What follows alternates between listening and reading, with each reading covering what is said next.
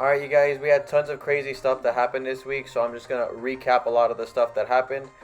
Before we get to that, though, if you guys could do me a favor and like the video, that definitely means a lot. Consider subscribing if you guys like what you see. And with that, let's get into this video. To start things off, we're going to start with Nintendo. Today is March 10th, so that's Mario Day for those of you guys who don't know. And yesterday, Nintendo had a Nintendo Direct that showed off the last trailer to the Mario Bros. Movie. The trailer was pretty good. I mean, I feel like they showed us a lot of the stuff that we already know. And I'm just really hyped for this movie. I think everyone's pretty much hyped for this movie. I don't think we really need to see more trailers. But yeah, it's really cool how much they're pushing on this. And what some of the things that I thought were really cool is just how, like, they're not really straying away from the game. They're really not trying to, like, make it make sense in a world. It definitely looks like they're just taking the game and making a movie off of it. And it's going to be crazy. It's going to be wacky. I'm glad that... I know a lot of people don't really like Illumination, but I'm glad that they seem to be taking this very seriously. The cast seems to be taking this very seriously, and I'm just really excited for this. The movie drops April 5th if you guys are interested, and I believe tickets are available right now as we're speaking. Moving on to the next thing, Nintendo Switch news rumors just continue piling. I feel like this is going to be the trend up until Nintendo actually announces the Nintendo Switch 2 or the successor or whatever it is that's coming up next. But yeah, tons of controversy kind of started breaking out when a YouTuber by the name of Modern Vintage Gamer dropped a video pretty much saying how it'd be very difficult for Nintendo to pull off backwards compatibility. And I feel like tons of Nintendo fans were pretty much angry about this, or there was a lot of people pretty much debating whether this means that backwards compatibility isn't going to happen in the next Switch. And I feel like people kind of misunderstood what Modern Vintage Gamer was saying. Pretty much when I watched the video, it sounded like he was just saying that it's going to be a very difficult thing for them to pull off, but not saying that they're not going to try to do it, or that they're not going to do it, or that backwards compatibility isn't going to happen in this Nintendo Switch 2 successor. So I feel like right now, all the debate back and forth, I feel like most of it's been pretty healthy, and I think it's nice and encouraging for the community to, like, argue and talk about these things. With that being said, I don't think that anyone is saying that backwards compatibility is really out of the question for Nintendo right now. It's something that they've had a long history of backwards compatibility. So it's definitely not out of the question yet, even if it's difficult. I mean, Nintendo has pulled off a lot of really difficult things before. Things like the Nintendo Switch is I'm assuming a very difficult thing that they had to pull off in RNG. So it's not like they're not going to work hard on putting backwards compatibility. Me personally, I'm hoping they have backwards compatibility. I'm pretty sure they're going to have backwards compatibility because if they don't have it, I'm pretty sure there's going to be pretty much riots out in the streets. But yeah, let me know down below, guys, if you believe there's going to be backwards compatibility, or if it's just maybe just too hard for Nintendo to pull off. But something that has virtually no controversy is the Metroid Prime Remastered. This was shadow dropped back in February, and then it had a physical release sometime later after the shadow drop. And the fan reception to this game has just been phenomenal. Metroid Prime Remastered physically made the second spot in the UK sales charts, and that's very impressive for a game that's a remastered of a game that came out in 2002. For a game that's in a series that's not really too popular, this is definitely great to see, and definitely cements Metroid as a series in Nintendo's IP list that can definitely stand with Link and Mario. I think it's definitely finally time for Samus to have her spotlight, and it's definitely well deserved. I'm glad that fans are showing up for her. I'm glad that new fans are being created. And I definitely can't wait for Metroid Prime 4. I know tons of us are just like super excited to see what comes up next. With all that being said, kudos to Metroid Prime Remastered. Kudos to Retro Studios for making this thing happen. And hopefully Nintendo can just keep pushing Metroid. That way that fans can just keep seeing new entries to the series like we deserve. Hopefully Metroid doesn't go on any more hiatuses, and then we can just keep seeing new entries coming in just the way we are seeing now. With that, let me know if you guys have picked up Metroid Prime Remastered, or if you're excited for Metroid Prime 4. Moving away from Nintendo and onto PlayStation, they did just drop their free monthly games for the month of March. So the games included for all PlayStation Plus subscribers are Battlefield 2042, Minecraft Dungeons and Code Vein. Now, Code Vein, I have no idea what that is. I've never heard of it, so I'm gonna definitely give it a shot just because why not? Minecraft Dungeon, I'm never really big into Minecraft, so I don't know if this is something that I should be trying, but it's free, so maybe. And then Battlefield 2042, I feel like this was the most interesting one for me. I used to love Battlefield. I loved Battlefield 1, 2, and 3. Those were definitely, at that time, I felt like were very up alongside Call of Duty. But since then, I feel like the series has definitely fell off. It's been a long time since I ever actually was interested in this. And then when Battlefield 2042 came out, I heard nothing but very negative reviews. And there just wasn't a lot of nice things to say about the game at the time. But I hear that since then they've patched it, and then now it's finally up and running. So I'm definitely interested to give this one a shot. I've been playing Modern Warfare 2 a lot, and I definitely love that. So I don't know if Battlefield 2042 is going to replace Call of Duty for me right now. But I'm definitely willing to give it a shot. And hopefully it just plays really good now. And hopefully this could be the re-emergence of Battlefield back into the shooter genre. On that same topic of shooters, I feel like this whole battle for Call of Duty has been raging for far too long. This whole buying out of Activision Blizzard has been drawn out as crazy as it seems, and I feel like every week it's just a tug and pull. I feel like one week I'm like, damn, this isn't gonna happen. Next week I'm like, damn, this is actually gonna happen. For all things considered, like for all parties involved, I think it's just a crazy time, and I feel like PlayStation or Sony just keeps putting their foot in their mouth. They need to learn when to stop, I feel like. Because right now we have Lulu Cheney, who is a top-level executive at Activision Blizzard, who's pretty much came forward saying some controversial things that CEO of Sony, Jim Ryan, has been saying. So in a private conversation that I guess they apparently had, Jim Ryan was quoted saying, "I don't want a new Call of Duty deal. I just want to block your merger."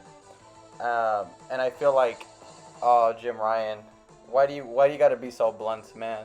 Like, I'm a big Sony fan, I'm a big PlayStation fan, but sometimes you just gotta know when to call it quits. I feel like you're burning too many bridges at this point, and I feel like when Activision is telling you they want to get bought out, we just gotta let them get bought out at this point. Like, it's not that big a deal. With all that being said, hopefully this thing comes to an end sometime soon, and hopefully it comes out with something that benefits us as consumers. But right now, they're just kind of warring it out for whoever knows how long. Sony recently announced that they still have $5 billion more that they can spend in investments for this coming year. So a lot of people have been speculating as to what it is that they plan on buying. And us as gamers, we hear Sony has money. We hear that they're trying to buy something. Our immediate thought is they're trying to buy a studio. And the studios that I've been hearing people talk about are Capcom, Takes-Two, and Square Enix. And I just don't feel like it's going to be any of those. I feel like if they do buy a company, it's going to be a bunch of smaller companies, and I think that's what they've kind of been doing for the most part when they purchase things like Haven. And I feel like they're not really trying to make big purchases right now, especially with the whole deal of Activision Blizzard being bought out and them causing up controversy there. I feel like if they do another one big buyout, then it's just going to raise a lot of red flags, and it's not really going to help benefit them in the courtroom over there. Now on to some somewhat positive, maybe negative news, depending on who you are and how you want to look at it. Xbox and Bethesda finally announced the release date for their biggest game this year, Starfield. And I feel like there's been so much anticipation for this game, and so much Xbox and Game Pass players who really can't wait for this game. And this is going to be, I feel like, the flag that says, look, Game Pass is a viable option for these companies to move towards. And I am really excited to see this game come out. When the announced date was released, there was a lot of people who were a little upset because it seems like it got delayed a little bit further again. But I mean, honestly, it's just a couple more months. It's not really that big a deal, especially when this game has already been pushed back since last year. So all in all, as long as you come out with a solid game, I don't really see too much of an issue with it being pushed back further. With that being said, Xbox hasn't really dropped tons of games, so it is kind of annoying that they just keep pushing back games and pushing back games. But hopefully this will shut everybody up. When the game comes out, I feel like it is going to be a solid game. It is a Bethesda game, so it's going to be a little janky. It is going to be a little buggy, but I feel like that's just kind of adds to Bethesda, is and everyone kind of knows this, and I feel like even Bethesda knows this when they say like this game is gonna come out with the things that you expect Bethesda to come out with. I think they're pretty much hinting at there's bugs in this game that they can't solve within that time frame, and I don't think I don't think the audience is really gonna care too much because I mean, tons of people are just gonna mod the hell out of this game and make it even more fun than it is, just like they did with Skyrim, and I feel like Bethesda kind of encourages that. So all in all, I'm excited this game is finally coming out. If you told me coming into this year that we're going to be getting a new entry in the Budokai Tenkaichi series, I would have not believed you. I feel like this series has been gone for so long that I'm like questioning how many people actually know this. And when I'm watching a bunch of videos of people hype for it, I keep hearing a lot of people butchering the name Budokai Tenkaichi, and it's just so funny to see. But I'm just so happy that this is finally coming back in some way, shape, or form. I grew up playing tons of Budokai Tenkaichi back in the day. The second one was definitely my favorite one. And for those of you guys who don't know, this is kind of like a split screen arena fighter kind of. And I feel like this is kind of the arena fighter before arena fighters were really big. And it definitely had tons of Dragon Ball Z elements where you can like block Kai Blast and explode houses and stuff like that. I remember like if you did a spirit bomb, it would like completely destroy the entire map and then everything would be on fire. So I definitely loved this series back in the day. With all that being said, I'm not a huge Dragon Ball Z fan anymore, and I'm also not a big fan into arena fighters. So I don't know if I will be picking this one up. I'm happy that it is coming out again though. And hopefully when I do see like official gameplay, they do add something that convinces me that this is a must buy. But definitely, I know there's tons of Dragon Ball Z fans. It's one of the largest anime series of all time, and this is, I think, a welcomed addition to tons of new games that are coming out and that have been announced. It is still pretty early in development. They only showed like a 40-second trailer, so I'm assuming it's probably not coming out till 2024, 2025. But yeah, keep that on your radar, you guys. Capcom has long been one of my favorite developers. They recently just had a showcase, and they definitely showed off a lot of their diversity in their games. They showed some more information for the Mega Man Battle Legacy Collection that drops April 14th. They showed off more of Street Fighter 6, which is just going to be a phenomenal game.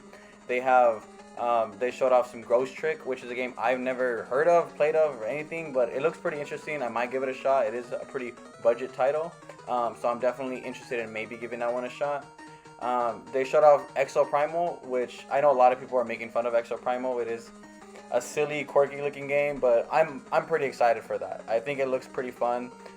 It is going day one of Game Pass for all of you Game Pass people out there, and then it is coming to the PlayStation, and then it's coming to PC as well.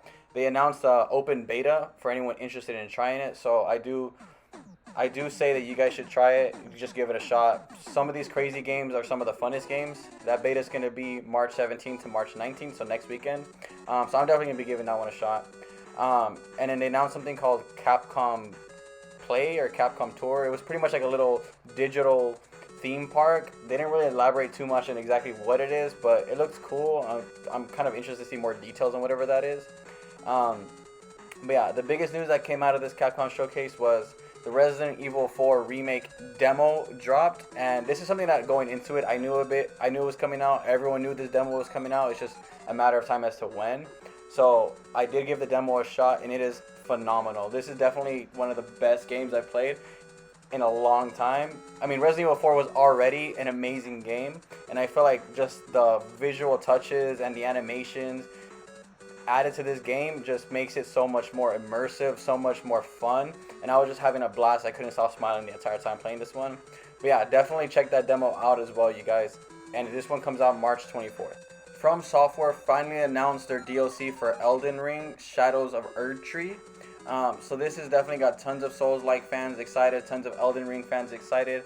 I feel like for me personally, it's coming out a little bit later than I wanted it to. I mean, we still don't have a release date yet, but even now is already kind of a long time. This game dropped last year around February, so it has been more than a year since before the DLC drops. So unless the DLC is something crazy expansive, like a whole new world or something, I'm not interested in it. But I know tons of people are, and it is definitely cool to see the fan base just so excited for anything new to come out. And I think the team at From Software is definitely going to deliver some amazing DLC. I'm just really happy for people in this one. So definitely, if you're a big Elden Ring fan, check it out. Let me know if it's good. Let me know if you guys love it. With that, that ends our video. That was a lot of the big topics that happened this week. With that, I'll see you guys in the next video.